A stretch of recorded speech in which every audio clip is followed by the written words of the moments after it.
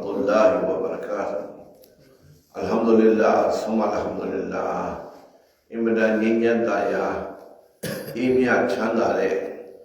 Jumarajye nyanya chikaba. Shawalamya jiye parmabuzong janaruye sakil bawana akhana phabare. Lashimya ye tunai me jimu lo jao Ramzan lamya jima janaru ta adamya Allah ye ibadat mya ko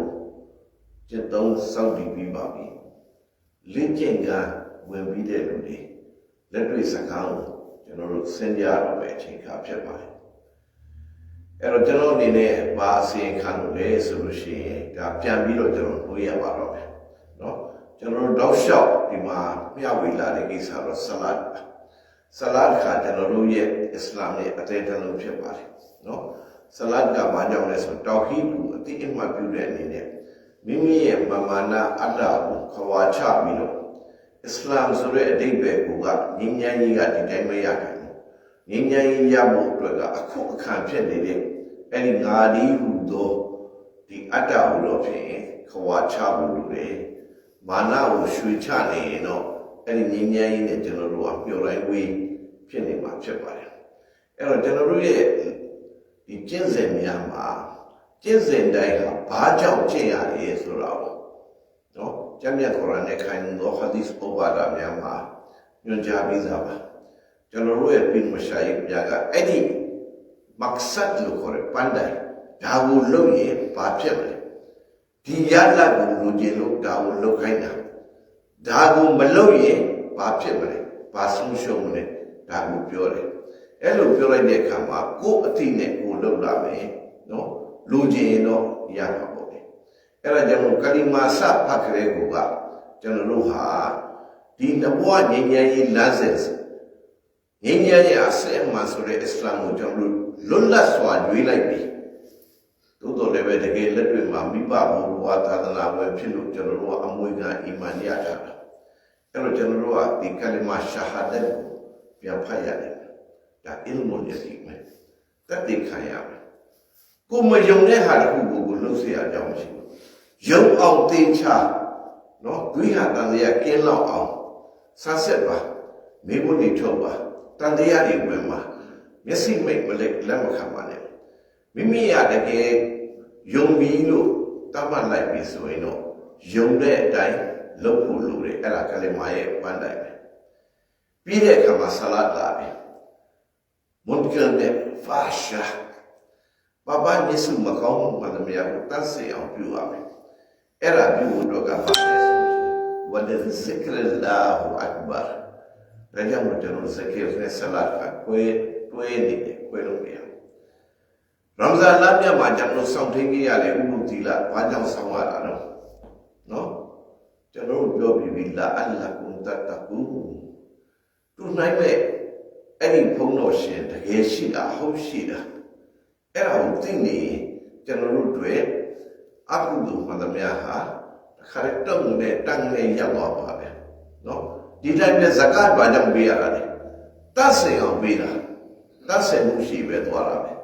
နော်တခါလဲနှလုံးသားလဲတတ်စင်အခုနပြောတဲ့မိမိရဲ့တမာအာဇီဝလဲတတ်စင်မှုဖြစ်သွားဟတ်ဘာလို့လုပ်ရတာလဲအဲ့ဒီမှာလဲဟတ်ရဲ့အထွတ်တက်ကဘာလဲအာရဖတ်ဆိုတိတာသူများခိုင်းလို့လုပ်တာမဟုတ်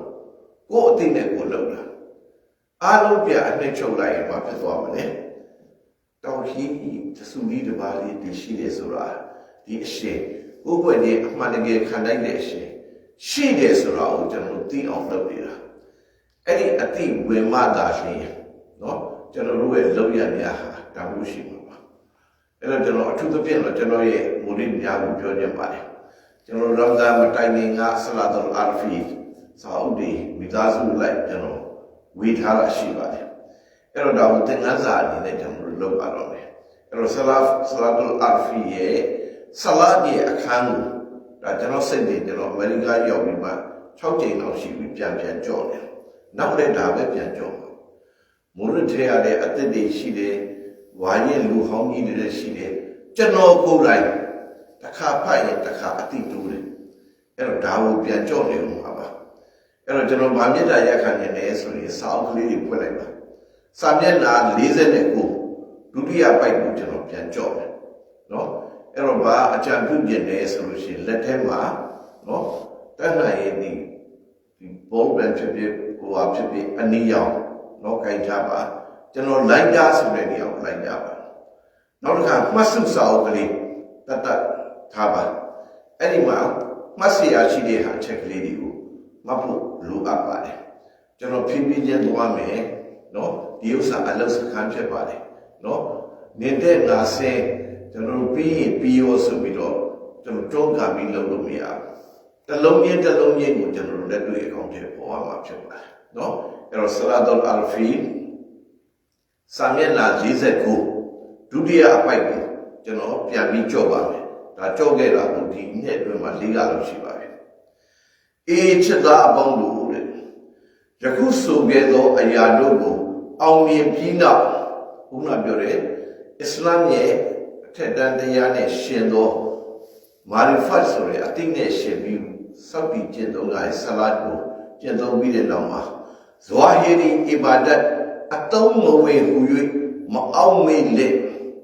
ရှရီယတ်တော်ပေါ်ပြတော်ပြုတော်ကိုဖိလိပဲ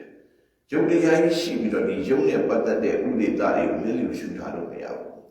အခုကပြောတယ်နာနဲ့ညာရဲ့စကားကိုပြောပြီးတဲ့အတွက်ရုပ်ကိုကျွန်တော်တို့ကလျှို့ရှုလို့မရဘူးအဲ့ဒါကြောင့်လို့ဇဝါဟီရီအီဘာဒတ်ကိုအတုံးမဝေမှု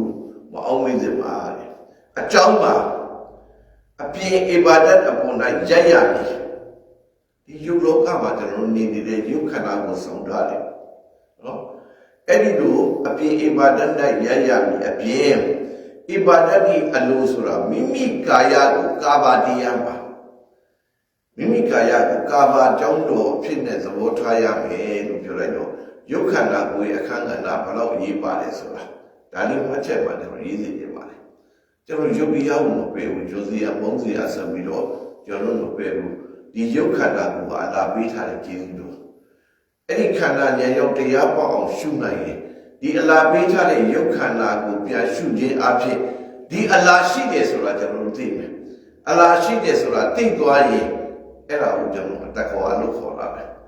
စကားတော်ရောက်သွားပြီနော်အဲ့တော့မိမိကာယကိုကာဘာတည်၍ထားမိမိစိတ်ကိုရဆူလ်ကိုရောမြတ်ဤတန်ရှင်းသောဝိညာဉ်တော်ကိုမျက်မှောက်ပြုလျက်ကိုရောမြတ်ရဲ့တန်ရှင်းသောဝိညာဉ်တော်နော်အဗ်ဒူလာဇခင်နဲ့အမီနာဇခင်မာကမိရှုသားစေဖွားမြင်တော်မူသောပထဝီမြေယုံနဲ့လှုပ်ထားတဲ့ပရှရီယတ်ခလာကိုဆောင်ထားတဲ့မဟာတမန်တော်မြတ်ကတမိုင်းမှာထင်ရှားခဲ့တဲ့မဟာလူသားပုဂ္ဂိုလ်တို့ historical Muhammad မပယ်ဘူးသာသနာ့ဘာသာလူတွေတော့ချီးကျူးရတာသို့သောကျွန်တော်တို့ကကျွန်တော်တို့ရဲ့စိတ်ကိုပဲမှာထားမယ်ရဆူလ်ကိုရောမြတ်ဤတန်ရှင်းသောဝိညာဉ်တော်ကိုမျက်မှောက်ပြုခဲ့တယ်နော်ကျွန်တော်ဒီရက်မှာဂျန်မုဟမ္မဒ်ဆိုတာမှတ်မိတယ်မလားနော်အဲ့ဒါလေးကိုပြန်သတိထားပါနော်တန်ရှင်းသောဝိညာဉ်တော်ကိုမျက်မှောက်ပြုလျက်၎င်းဝိညာဉ်ကိုအရှင်မြတ်၏ဂျမားတော်၌ထင်ရှားစေရမည်အဲ့ဒီကတစ်ဆင့်အလ္လာဟ်ရှင်မြတ်ရဲ့ဂျမားဆိုတဲ့ဓမ္မရောင်ကြီးကိုထွန်းတောက်မှုပုံမှာကျွန်တော်တို့အာရုံပြုပါမယ်အဲ့တော့ကျွန်တော်တို့ဟာတရားရှုမှတ်တဲ့အခါမှာအပြတ်တွေကိုမရှုဘူးမဖြစ်ရမပြတ်ရမွေးဖွားခြင်းမရှိတဲ့အတွက်သိဆုံးခြင်းမရှိဘူးအစမရှိတဲ့အတွက်အဆုံးမရှိဘူးဖြစ်လာတာမဟုတ်တဲ့အတွက်ပြည့်စရာမရှိတဲ့အလ္လာဟ်ကိုကျွန်တော်တို့အာရုံပြုတယ်ဒီခန္ဓာကိုယ်ကြီးအပုပ်ဆောင်ပုပ်ကောင်ရုပ်ဆောင်နေတဲ့ရုပ်လေးနာနေမမြဲဘူးဒါဒီပေါ်မှာကျွန်တော်တို့ကမငင်းပါဘူးနော်ဖန်ဆင်းမှုကိုလက်ခံကြတဲ့ကိုကကျွန်တော်တို့ကဘာမှမရှိဘူးလေမရှိရကအရှိရကိုအလ္လာဟ်ရှင်မြတ်ကဖန်ဆင်းထားတဲ့အတွက်အလ္လာဟ်ဖန်ဆင်းလို့ကျွန်တော်တို့ဖြစ်လာတာအဲ့ဒီရုပ်အဲ့ဒီနာမြဲတယ်လို့ကျွန်တော်တို့ဘယ်လိုသတ်မှတ်ပါမလဲဒီရုပ်ဒီနာမမြဲကြောင်းအထူးရှုနေရမလားဖန်ဆင်းမှုကိုလက်ခံလိုက်တာလေခလေးစကားနဲ့ပြောရင်ပွဲပြီးသွားပြီနော်အဲ့ဒါကြောင့်အရှင်မြတ်၏ဂျမားတော်၌ထင်ရှားစွာတတ်သိခံပြု၍ရ၎င်းမိမိ၏စိတ်စေတသိက်စေရီကိုထိုအရှင်၏မူလအတွင်း၌နှစ်မြတ်မူလအတွင်း၌ဆိုဇာတ်တော်ပြောတာအလ္လာဟ်ရှင်မြတ်ရဲ့ဆစ်ဖတ်နဲ့အစမာ ဂုံတော်နဲ့နာမတော်ရှိတယ်နော်ဒါတွေကကျွန်တော်တို့တစ်ဖက်ကလောက်ရမယ်ဟာဇတ်တော်ဆိုတော့တစ်ဖက်ကလုံးလို့မရဘူးအဲ့ထဲမှာကျွန်တော်ကနှစ်မြုပ်ပြရရမှာနော်အဲ့လိုနှစ်မြုပ်ပြီးတဲ့အခါမှာနော်မိမိစိတ်တသိစိတ်ကိုထိုးအချင်းဤမူလအတွင်း၌နှစ်မြုပ်၍အချိန်အခါမရှိထိုနမတ်တွေတဲ့ဝဲပါတော့ဒါဒိုင်းနမတ်လို့ခေါ်ပါတယ်ငါးချိန်အချိန်နဲ့ဝတ်ပြုရတယ်ဆလတ်နမတ်ဆိုတာရှိတယ်လို့အသက်ရှူစီနဲ့အမြတ်အလရှိမြတ်နဲ့ဆက်သွယ်ညံပေါ်ရတဲ့ဆလတ်ပါဒါကြောင့်ကျွန်တော်တို့ပဲပြောမယ်ပြောနေကြစကားပဲပြောမယ်နော်ဟိုအမြတ်ချောင်းချောင်းထွက်နေတဲ့နတ်ဖရာစုကိုရှိခိုးပူဇော်ဝန်စွန်နေတဲ့ပူဇော်ပတ်တာပြီးအမျက်တော်တွေဖြေဖို့အတွက်ကျွန်တော်ဆလတ်တီဆောင်နေတာမဟုတ်ဘူးသူ့ကိုလက်ထိုးပြီးတော့လည်းပဲကျွန်တော်တို့ကချော့မြူနေတာမဟုတ်ဘူးမပြတ်မစဲသလားတော်မူတဲ့သူ့နိုင်မဲ့ဘုန်းတော်ရှင်အလရှိမြတ်ကျွန်တော်တို့အီဘာဒတ်ကိုမလုပ်ဘူးအီဘာဒတ်လုပ်တာကျွန်တော်တို့အတွက်လုပ်တာအဲ့တော့အဲ့ဒီအဆင့်ကိုရောက်နိုင်ဖို့အတွက်နော်ကျွန်တော်တို့ညံပွားဖို့လိုပါတယ်အဲ့တော့မူရီဒန်များကိုထပ်တတိပေးပါမယ်ဆရာတော်အာဖီဂျာနော်ဒီဥစ္စာကိုလက်ထဲမှာကိုင်ပြီးတော့ကျွန်တော်ရဲ့တင်ပြမှုကိုလိုက်ပါဒီတင်ပြချက်ကိုမမှီလိုက်တဲ့လူဗမာပြည်ဆိုရင်တော့ဖဂျင်တော့ကြော်ပြီးပြောပြဖဂျင်ဖိုင်တော့တောင်းပြီးပါပဲဖဂျင်မဖတ်လို့လွတ်သွားတဲ့လူများကိုလည်းပဲတော့တယောက်နဲ့တယောက်တတိပေးပြီးတော့ကျွန်တော်ပြောတဲ့အတိုင်းပဲစာအုပ်ကိုရှင်းမှာဖွင့်တာစာမျက်နှာနဲ့လိုက်ကျွန်တော်ပြောနေတယ်မှတ်တမ်းစာအုပ်လေးတစ်ခုလည်းတည်သားထားပြီးတဲ့အခါမှာနော်ဒီလက်တွေ့နဲ့စာတွေ့တစ်ခါလေးရောဖက်ပြီးတော့ကကျွန်တော်တို့အင်ရှာအလ္လာဟ်တာလာအလာဘီရဲ့တော်ဖီနဲ့နော်စာတွေ့လက်တွေ့အီလ်မွန်ယကင်းနဲ့အိုင်မွန်ယကင်းကနေဟက်ကုလ်ယကင်းတိုင်အောင်တစ်ခါလေးခန္ဓာဉာဏ်ရောက်တရားပေါက်အောင်ကျွန်တော်ကြိုးစားပြီးကြအားထုတ်ကြပါမယ်လို့ပြောရင်ကျွန်တော်တင်ပြမှုအနေကိုချုပ်ပါတယ်ဝမာအလိုက်နာအလ္လာဘလာမူဘီ